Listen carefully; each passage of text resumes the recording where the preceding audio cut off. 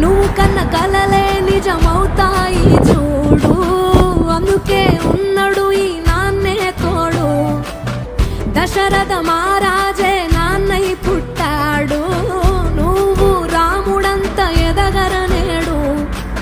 చరితలు ఎన్నడు చూడని మమతల గూడే వీధిలో, సంపద అంటే ఏదో కాదురో, ఇంతకు మించి